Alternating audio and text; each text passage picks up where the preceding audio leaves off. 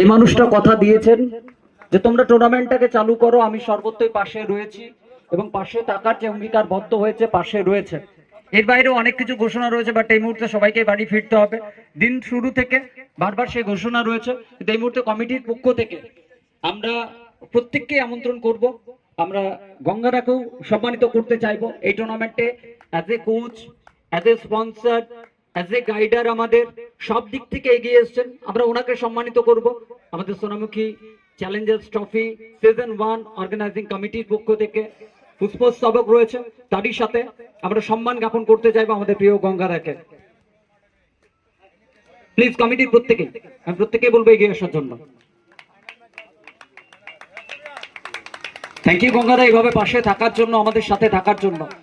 কারণ লিডার বল ফরম্যাট যেখানে যেখানে এগিয়ে যাবে সেই সময়টাতে যে মানুষটা দিয়ে রেখেছো, যে যেমন যে নিউজটা আমি জানি এই মুহূর্তে যে দুর্গাপুরের বাইরে পুরুলিয়া, আসানসোল প্রত্যেকটা